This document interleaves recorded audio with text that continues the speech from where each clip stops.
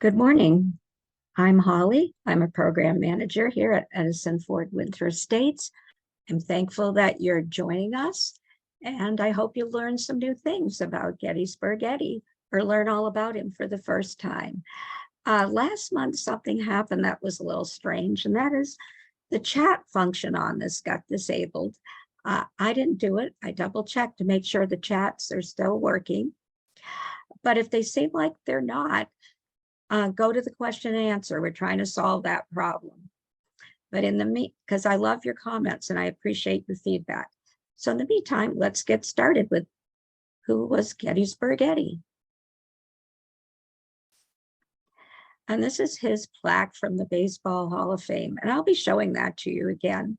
So we'll go past that, but I will point out up in here, can you see, this is where everybody has touched it. They touch the plaques, and this is the places where it's been less likely to be touched.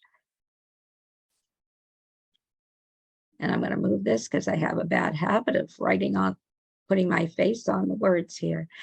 Edward Stewart Plank was born in Gettysburg on August 31st, 1875. He was the fourth of 7 children born to Martha McCree and David Plank. And this map shows the location of the farm his father grew up on.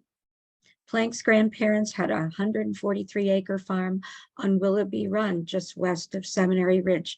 And that was his father's parents. His mother's parents also had a farm. And the reason it says, why are you showing me a map of the American Battlefield Trust? Well, one, they're a great organization, and they do preserve a lot of things.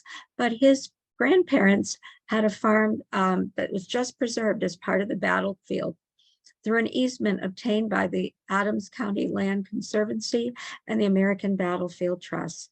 And the farmhouse served as a Confederate hospital during the Civil War. So it's still in private hands, but that easement will preserve the land as historic land. And it served as a Confederate hospital. His mother and father farmed, and his father, by the way, going on to the future now. So that's where he lived in a very historic area where the battlefield was, and he's going to be born 10 years later. But to go on to his parents' time period, they both farmed, and his father was also a school director and a tax collector in Gettysburg. Their farm was in Strabon Township, Gettysburg. Plank didn't play baseball other than in formal games until the age of 17, when a neighbor organized a team. There were town teams around that time. He began pitching by throwing the ball against a barn door, and he got a lecture from his father about all the dents he left. He most likely began playing organized baseball around 1895, influenced by his teacher and coach, Robert Major, and that was at the Good Intent School. So realize he grew up in a very historic area, and that had to influence him as he gets older. And I apologize, and I don't know if you can see him. I'm going to sneak down for a minute. That is behind me is Eddie Plank getting ready for a ball game. And I like the picture, but I think it was at Shibe Park, but I'm blocking Eddie no matter where I go. Part of Eddie's family farm is now a housing development called Planksfield and Hall of Fame Estates, a reference to his election to the Hall of Fame in 1946. From 1898 to 1900, Plank pitched regularly for the Gettysburg town team, and at different times in different places, even after his retirement. And if you can't spot him, that is Gettysburg Eddie, or Gettysburg, from Gettysburg right there. That's Eddie Plank. He enrolled around the age of 24 in Gettysburg Academy. Now realize that is more like a prep school, a school for high schoolers, not for adults, not for 24-year-olds. And it was actually called Pennsylvania Academy or Pennsylvania College. And he actually attends the academy that is affiliated with the college that later will become Gettysburg Academy and Gettysburg College. So he's quite old, a lot older than the other students, but it is under the umbrella of Gettysburg College, and Frank Foreman, the pitching coach at Gettysburg College, asked him to try out for the school baseball team. And of course, history being fluid, and always, as much as I tried to get non-conflicting information. There always is some. So we can say with good certainty that that is how this happened for him, but not 100%. But he does try out for the team. In 1900, Eddie signed with the Richmond Bluebirds, and I think they were later called the Richmond Colts of the Virginia League, a minor league team, because you don't usually go from a equivalent of a high school to pitching in the majors. But guess what? The league folded before he could pitch for them. However, the following May, Foreman recommended Plank, maybe, most likely, to Connie Mack, the manager of the Philadelphia Athletics, who liked what he saw and signed him to a contract. Plank made his major league debut without ever playing a minor league game. I find that to be amazing. And I'm just going to give you a little quick background here. And there's Eddie Plank. Keep that sweater in mind, getting ready to pitch. And he signed with the Philadelphia Athletics. Well, do you know who they are today? They are the Oakland Athletics, but they were in Philadelphia for about 50 years. They went to Kansas City for about 12, and then they go to Oakland. And Connie Mack and the Philadelphia Athletics in later years, not when Eddie was a young pitcher, but 25 to 36, they were here in Fort Myers for their spring training. And this will tell you more about why I picked him to start talking about the Athletics, even though they didn't do their spring training here. So this is pretty amazing. Today, you wouldn't immediately go from like high school to Major League Baseball, and he's 25 years old at this point. He made his major league debut without ever playing a minor league game for the Athletics on May 13th, 1901. As a rookie, Eddie pitched well with a 3.31 ERA, earned run average, and 28 complete games out of 32 started. You do not hear that today. In fact, if they go 7 innings, it's a big deal, and you almost rarely hear about them pitching a whole game. They finished in 4th place that year, and that was their first year as a major league team. The National League had a major league team for a long time, but the American League didn't occur until 1901. And just what are we going to spot here? Recognize that? And as in Baseball Hall of Fame digital collection, if you are into baseball, you should check it out. And this is the first park that they played in, and that's called Columbia Ballpark. It's in Philadelphia, Pennsylvania. I'm going to guess that this up here was probably the press box. And this is a wooden stadium, which could be easily go up in flames due to a match. But they do play there from 1901 to 1908. During the 1902 season, the Athletics won the American League pennant, but there's no World Series that year, so they don't get credit for being a World Series winner. It also marks some significant accomplishments for Eddie. He won 20 games for the first time, and his 3.30 ERA was his last above 3. I'm sure there's teams today that would scoop him up. He also led the league in hit batters with 18, but gave up only 1.83 walks per 9 innings. The Athletics went 11-2 in Plank's 13 starts. And there's Eddie right there. And that's their owner, Connie Mack. And you're most likely to see pictures of him as he is as he gets older. He was called the tall tactician. He always wore a suit and tie. And we're going to be having an exhibit about those Athletics and Connie Mack early next year. So I hope you come and visit it because it's going to be exciting. And Eddie Plank in 1902, this is a picture of the team. And can you find him here? Where do you think he is? I'll let you take an educated guess. Eddie Plank fidgeted on every pitch through a seemingly endless ritual. Get the sign from his catcher, fix his cap just so, readjust his shirt and sleeves, hitch up his pants. I'm doing this as though I'm getting ready to pitch. Ask for a new ball, rub it up, stare at a base runner if there was one, look back at his catcher, ask for a new sign, and start the process all over again. And I think you probably have seen some people do little rituals at bat. that drive the pitcher crazy. Well, this was the pitcher driving the batters crazy because he keeps on doing these things. And by the way, the A's, and there's Eddie, the A apostrophe S, and I know it's supposed to show possession or ownership. That was just their nickname, was the A's. But anyways, as that wasn't enough, from the 7th inning on, he would begin to talk to himself and the ball out loud. 9 to go, 8 to go, and so on until he had retired the last batter. Frustrated hitters would swing at anything just to have something to do and hopefully to get him to stop, and his fielders would get antsy. Fans not wanting to be late for supper would stay away when he was pitching. Writers fearful of missing deadlines roasted him. And this was taken from the Society for American Baseball Research, their Eddie Plank paper that they wrote about him. And I that was just so perfect that I'm going to give them credit. And I took that from them as to what he did. And, they're talking about having a pitch clock soon. They do it during spring training and some minor league games because, pitchers will step off the mound and get back on, and they want to limit them, I believe it is, to 2 minutes to make the game go faster so fans won't lose interest. So can you imagine how Eddie, as much as I think they would have liked his pitching style, they would have hated all this time, and he wouldn't have been allowed to do it probably for longer than this future pitch clock would allow. And in the Washington Post, after the May 18th, 1901 game, the year before, right after he started, noted, Plank is not a wooden man. He twisted himself into all sorts of shapes yesterday and put them over the plate in such manner that the locals could not negotiate many of them safely. He is the slowest man.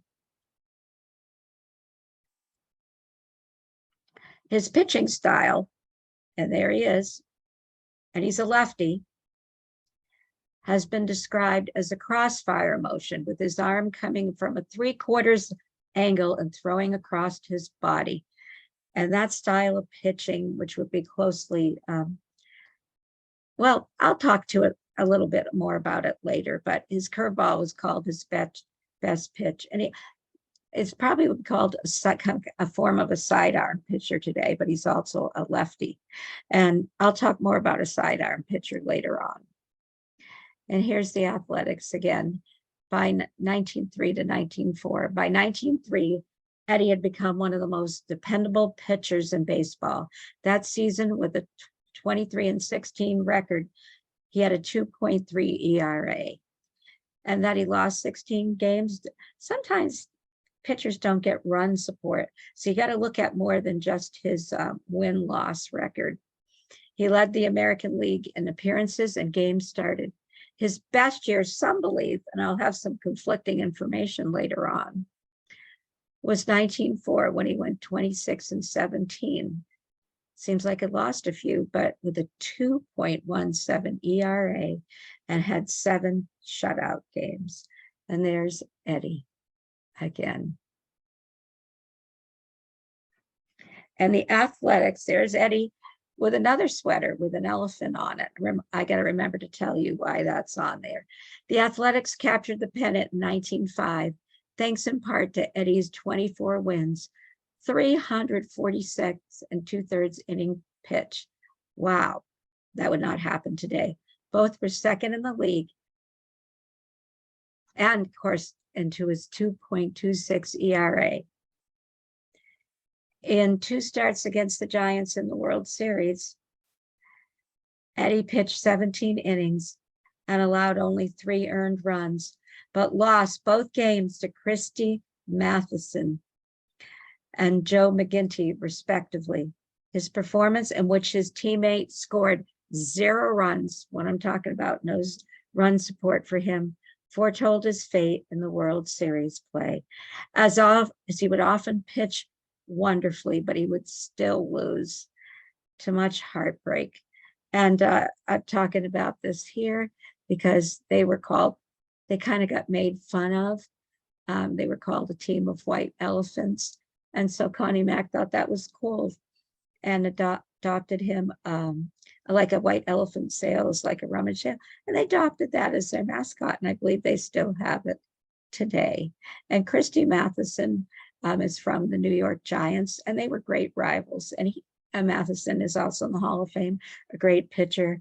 And tragically, last few years of his existence in baseball, he signed up to go fight in World War II. And during a training, World War I, excuse me. And during a training period, he was exposed to mustard gas, which damaged his lungs, gave him tuberculosis, and he died a fairly young man due to the effects of that. But Jill hit the Giants, and the Athletics were great rivals at the time. Here we go up to 1906 to 1907.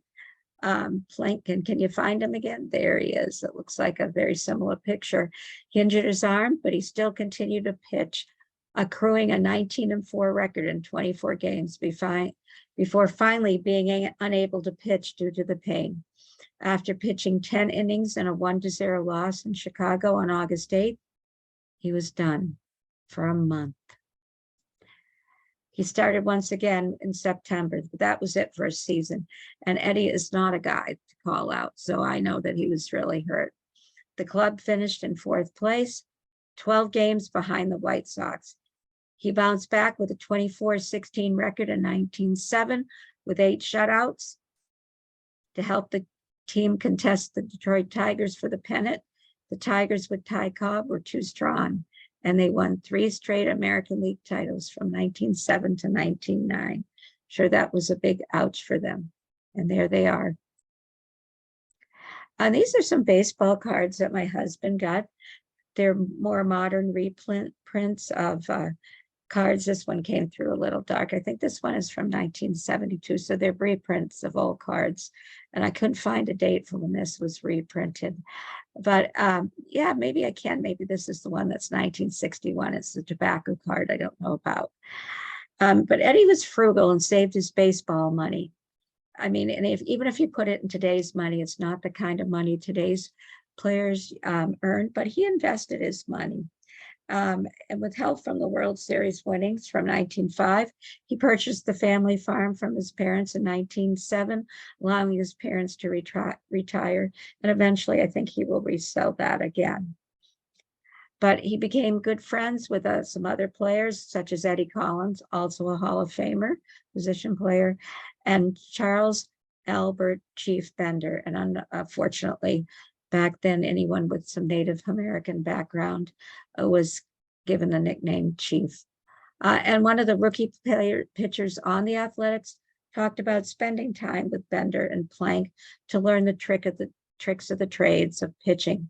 He described Plank as approachable and helpful, and the opposite about how most players treated rookies.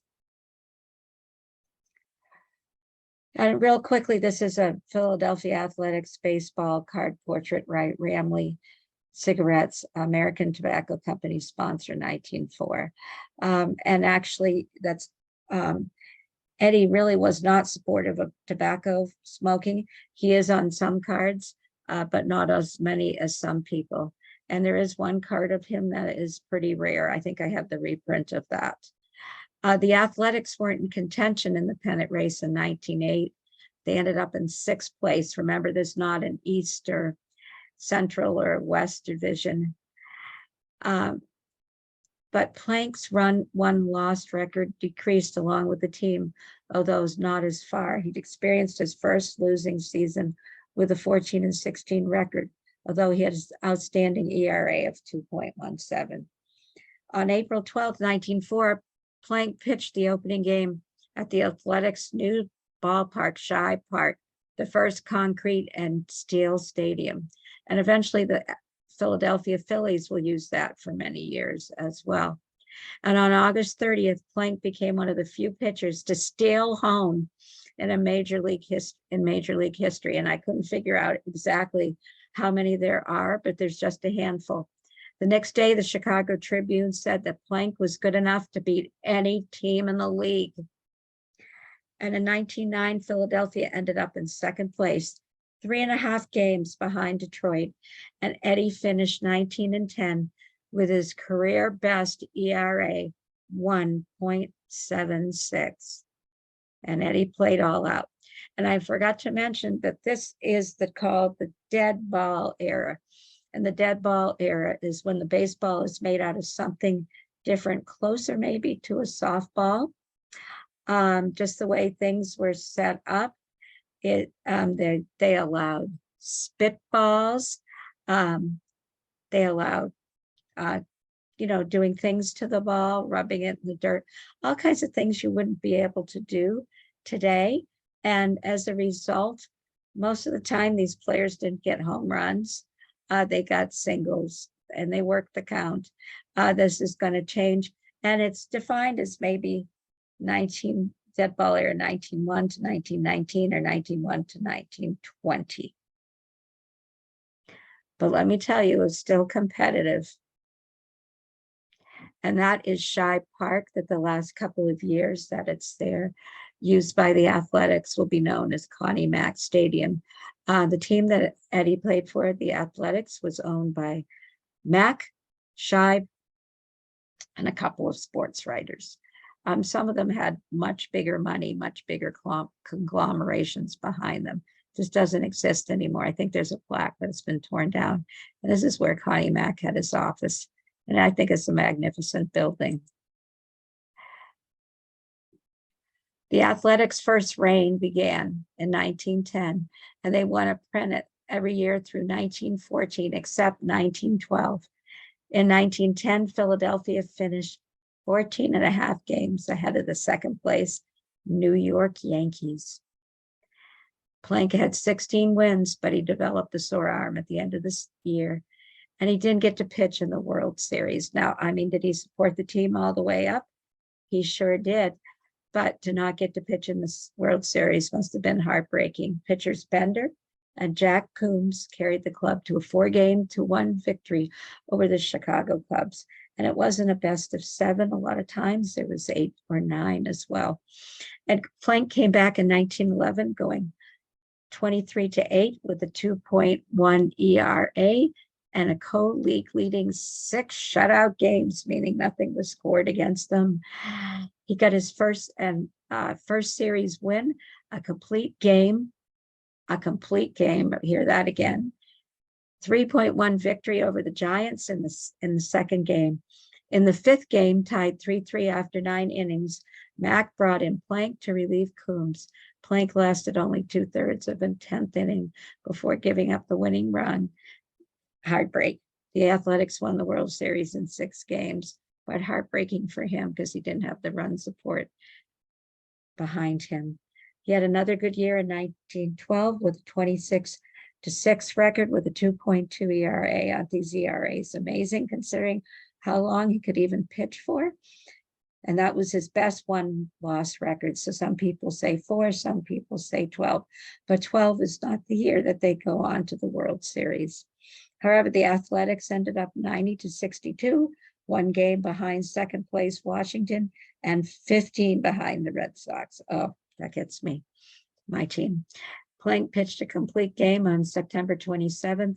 That was 19 innings. I don't think they end up winning it. I think they lose it in the 19th, but I can't be sure. But I want you to think about what it would do to your arm, and there's no way in humankind history that would be allowed again today. 1913. And starting in 1913, Plank helped his brother Ira each year get the young pitchers into shape at Gettysburg College. Ira, who had been a minor league player, had recently been named coach, a position he would hold for many years. I think it's about 35. And so his brother would help him get ready, remembering his beginnings. You can see little changes to the uniform over the years, but not that big a change. Eddie did not resign with the Athletics at the beginning of the year, considering retirement. He was ready to settle down, have a family, be back home in Gettysburg. I didn't tell you one of his nicknames was Farmer. At the beginning, he grew up on a farm and he cherished his memories of that. Plank finally did sign during spring training, becoming the highest paid member of the team, but nothing compared to today, even not today's dollars. He went 18-10, and Philadelphia led Washington by 6.5 games to win another pennant. In Game 2 of the World Series, he faced his rival on the Giants, Christy Mathewson. There was no score after 9 innings, but Plank lost in the 10th, 3-0. Plank was on the mound for the 5th and final game of the series opposite Mathewson again before 37,000 New York fans. The Athletics won 3-1. Plank pitched a 2-hitter. The Giants' only run was unearned. He faced 29 batters and only twice pitched to more than 3 men in an inning. Sanborn of the Chicago Tribune wrote, Plank today crowned a career full of superlatives by pitching one of the most wonderful games of his long life and was rewarded by a triumph over his ancient rival, Christie, after a mighty battle. U.S. Fullerton, writing for the New York Times, noted, Plank used his deadly fast sidearm ball, his fast overhand ball, and occasionally his curve. His fast cross-fire was what worried the Giants the most. He had them falling back from it and then crossing themselves. And after that, he was carried off the field on his teammates' shoulders. And that sidearm, that cross pitch, it's going to be a very low pitch that doesn't go up. It's very much a horizontal pitch. And that's part of what he did when he pitched. Never mind all these special effects he gave it. And this is Eddie Plank with his athletics manager at Devil's Stand a month after Plank threw a 2-hitter to clinch the World Series. And this is at Devil's Stand, a place you can still visit today. They're done restoring that. They're still working for another 15 months or so on Little Round Top, but that still exists. And you can go visit there and go visit the battlefield. And here we have Eddie, here we have Mac, and I don't know who the other people are. Here we go, Johnny Evers and Eddie Plank shaking hands before Game 1. Plank did not sign in 1914, saying he wanted to retire. He sent Connie Mack's contract back unsigned. The newspapers claimed he was asking for more money since the Federal League, that was a new third major league, was offering lots of cash during the winter, trying now to attract most known major league players. Plank was now 38 years old, and he was interested in marrying, returning to the farm, outside of Gettysburg. The game had a strong draw, however. I think he truly loved it, and he signed on February 23rd for the same salary as 1913. And he posted a 15-7 record, and Philadelphia won the pennant. Again, 18.5 games over the Boston Red Sox. But facing the Braves, the other Boston team, I believe this isn't Shive, in the World Series, Eddie started Game 2, losing 1-0 as the Braves swept. During 4 World Series, Plank had an unimpressive 2-5 record.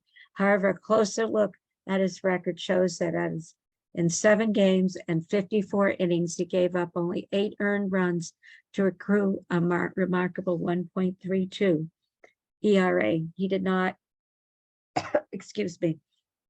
get the run support he deserved. So that's kind of going to be the end of the first dynasty for the Athletics, but there'll be another one coming, and the spring training will take place in Fort Myers. Plank was approached by the Federal League in 1914. Plank made this mistake about being honest with Connie Mack about his offer by the new league. And here's a shocking thing, though it happens in baseball, it's happened to my team, the Red Sox.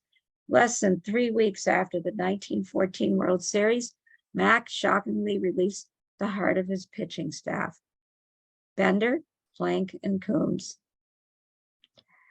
The first dynasty was broken up after that season due to a combination of factors, including rising salaries from the new Federal League and Connie Mack's belief that the 1914 team had quit on him in 4 straight games to the miracle, quote unquote, Boston Braves, who were the underdogs. I don't think they quit. I don't know if they just didn't have any gas in the tanks. The team wouldn't compete competitively for years. I believe that would be till 29 and 30. And Eddie, and 31, they win the pennant. Eddie was shocked by Mac's decision, noting it was a complete surprise to me this morning from Philadelphia when a friend of mine called and told me he read it in the papers. I should have thought that Connie would have told me something about it, particularly since I told him a few days before that I'd received a strong offer from the Federal League. I was man enough to do that. Connie might at least have done the same towards me. I gave the best I had to the Athletics and would like to be able to say the club treated me as well in return. And I think he was pretty crushed. I don't think people had agents then. They were their own agents. And he was a free one. He weighed his options. Art Irwin, a scout for the Yankees, made an offer.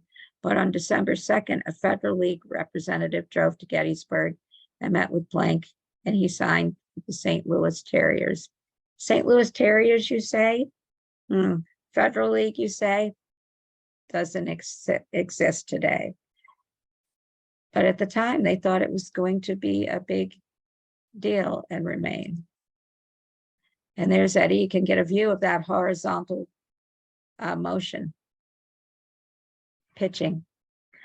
Plank was married before the 1915 season on January 30th at the age of 39 in a small private ceremony in Ridgewood, New Jersey, to Anna Myers from New Oxford, Pennsylvania, which is very near Gettysburg. The marriage wasn't announced in Gettysburg till a few weeks later, and local newspapers described them as sweethearts for a number of years. They had one son, Stuart Edward Jr., born just after that year's World Series on October 18th. And this is a contention that Eddie's birth name was Stuart Edward Plank. And Plank was called Eddie or Edward, at least by the time he went to school. And that's based on two censuses, which the census is notorious for having wrong names, but I think they felt like it was because it was in two different ones that it could have validity that his name was actually Stuart Edward instead of Edward Stewart. But since his birth certificate doesn't exist, we'll never know. Thus, many believed his first name to be Edward. It's the same for his son. Interestingly, Eddie Plank's grandson is named Edward Stewart Plank III. 1915 to 1917, he had a good year with the Terriers, who wound up in tie for first place with the Chicago Whales. A little out there, don't you think, since Chicago doesn't have an ocean, but that's okay. He had a 21-11 record and a 2.0 ERA. On September 11th, he set a record with a 12-5 win over Newark, making him the first lefty to win 300 games. When the Federal League folded after 1915 season, the Terriers owner Phil Ball brought the St. Louis Browns and kept Plank. Plank really didn't want to go over to the league, but he ended up having to do it. He went 16-15 with a 2.33 ERA in 1916 for a fifth place team. He went 5-6 with only his second losing season in 1917, despite his second best ERA of 1.79 on August 6th at the age of 41. He went against Walter Johnson of the Senators, losing 1-0 in 11 innings. His seventh loss and 3 wins in matchups with Johnson. It was Plank's last game. He announced it, citing some stomach problems. He announced his retirement the following week. And I think his heart was always with the Athletics. Eddie returned to Gettysburg. And I should point this out. And I've heard this said by other people, so it's not original to me. It's Gettysburg, even though it's named after James Getty. But when you talk about him and his nickname back then, it just didn't occur today. You say Gettysburg Eddie. And there's again an old baseball card of him. He worked the family farm, ran a garage, and actually sold tires too, and eventually added a car dealership with his brother Ira. And by the way, when I showed you that picture of him in the car, that was called an Oakland. I wish it was a Model T, but it was in Oakland. And that's interesting because eventually the Athletics become the Oakland Athletics. And Eddie, from his exposure to vehicles, became very interested in automobiles. So while he was comfortable, he wasn't ultra rich. And I've seen this on the Baseball Hall of Fame site, and in one of the biographies about him, that he becomes a battlefield guide. And I'm just not quite sure if he actually did this for pay or if he gave informal tours of the battlefield, like we saw that he did with Connie Mack. So I'll just put a question mark there. And he's a very young man, and he dies 2 days later. He has a stroke on February 22nd, 1926. He died 2 days later at the age of 50 before his parents, and he was buried in Evergreen Cemetery in Gettysburg. Connie Mack is stunned when informed of the passing of his one-time moundsman in Fort Myers, Florida. So Connie is here for spring training, and he was visibly stunned when he was informed that Eddie Plank had passed on. He found it difficult to find words to express his great sorrow. I feel like a father must feel like when he has lost a son. Mr. Mack finally said, "Any words I can voice will not describe the shock." And he goes on to say, I'll skip around here. Plank came to me right from college. He was with me in the days when our American League team in Philadelphia was fighting for its existence. I had to call on him to work pretty hard in those days. He never failed me, never complained. Eddie Plank was one of the smartest left-handed pitchers it has been my pleasure to have on my club. He was the master of the crossfire delivery, and that was one of his big assets. He worked hour after hour to perfect control of that crossfire, and it made him. The world has lost a fine, clean sportsman. When Eddie Plank died, I'm certain he did not have a real enemy in the world. And then he says, a great ball player in this day and a lovable character, one of God's noblemen. I am grieved beyond power of expression, said Shive, the other owner of the president of the Athletics, and I are Thomas and Amos Strunk, players on the Athletics when Plank was pitching for the team, spoke in similar vein. I can't believe Eddie is gone. Every man in baseball has lost a true friend. And by the way, I didn't tell you how much Eddie was active in the community. He belonged to many organizations. He even played for an industrial team and other teams, and just was a real asset to his community in Gettysburg. And I'm hoping his name is getting out there a little bit more. I don't guess it's not widely known, but he is getting a little more recognition. And again, Eddie Plank, the famous southpaw of other days, is dead as a result of a paralytic stroke.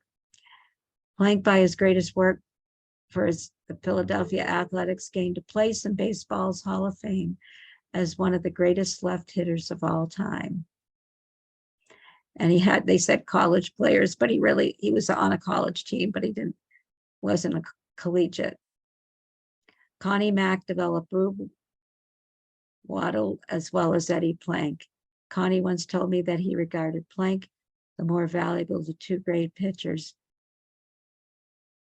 Plank was one of the smartest pitchers I ever called balls and strikes for, and that had to be an umpire.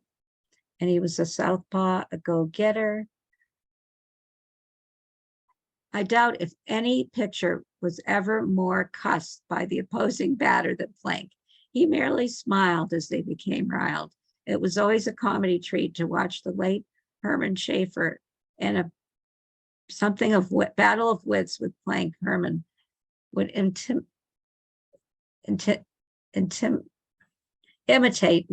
every stunt that Plank would pull.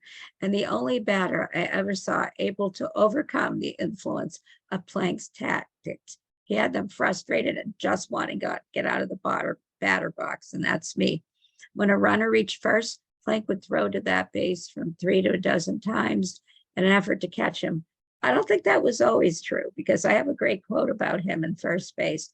Plank only had an ordinary move to first base and seldom nipped a runner at that base. I doubt if that was intention, for you can imagine how the batter would feel as Plank ignored him for the base runner. Great control for a southpaw, a most deceptive crossfire, and brains were his best asset. Few pitchers now use the crossfire, which was Plank's most effective ball. Too bad Eddie Plank had to die so young. He was a square shooter, a credit to the game, and the inspiration to the collegian. And I just wanted to put this in. This is from about 20 years ago. And it said, baseball legend long forgotten. They interview his nephew of Harrisburg, PA.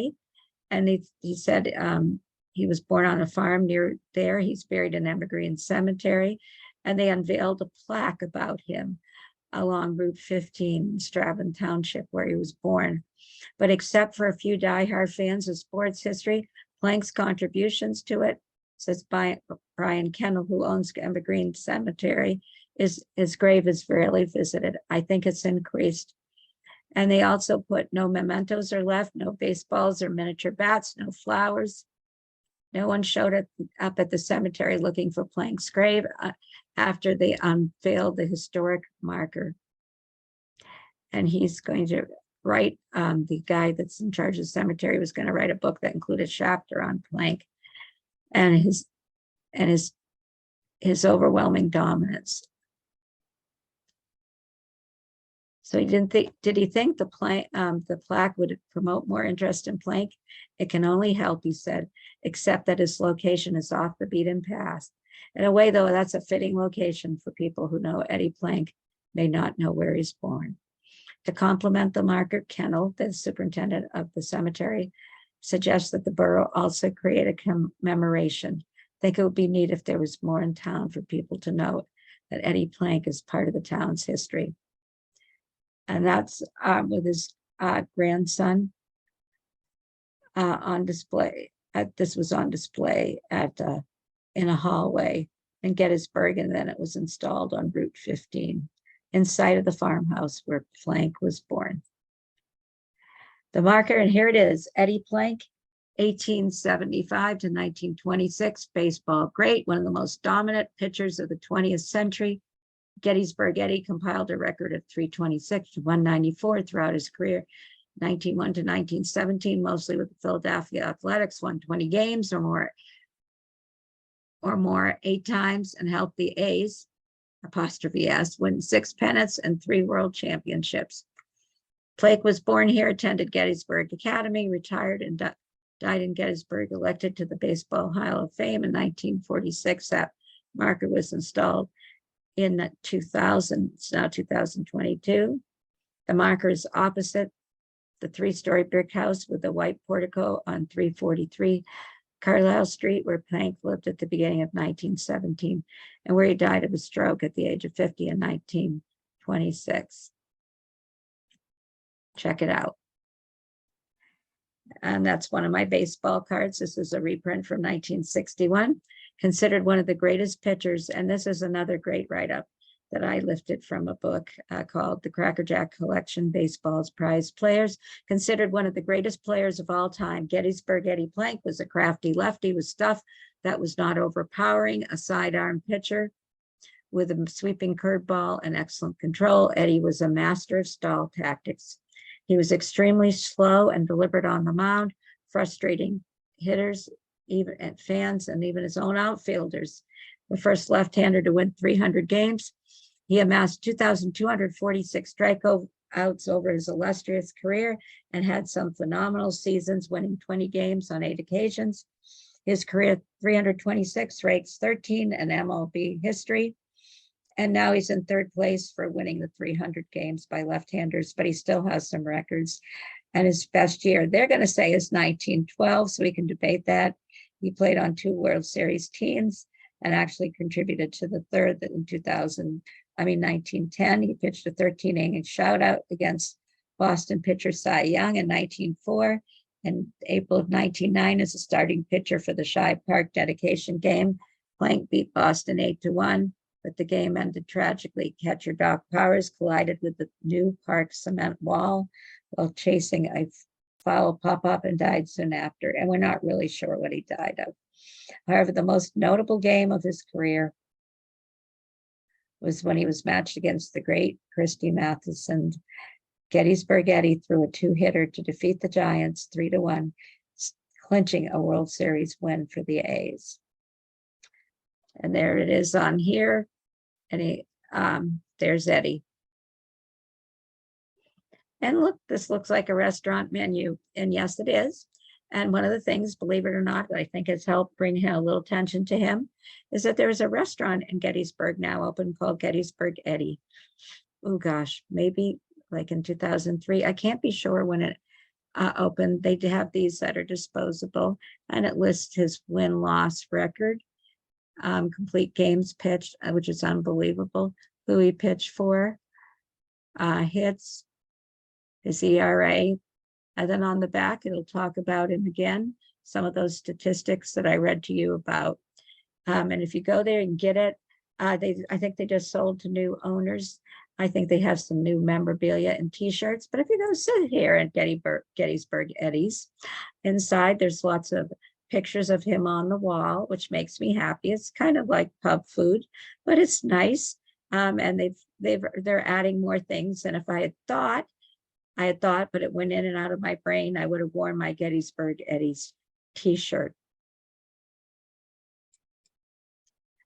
Eddie Plank was not the fastest nor the trickiest, and not the possessor of the most stuff. He was just the greatest, and that is teammate Eddie Collins, a position player. So we talked about his throw to first, but he didn't always do it, because this is what he says. And sidearm pitching, one of the things they worry about is permanently damaging the arm. They're more prone to that, but this is what happens here. It says there are only so many pitches in this old arm, and I don't believe in wasting them, throwing them to first base. And we are quoting Eddie Plank, as he said, to sad Sam Jones, another player.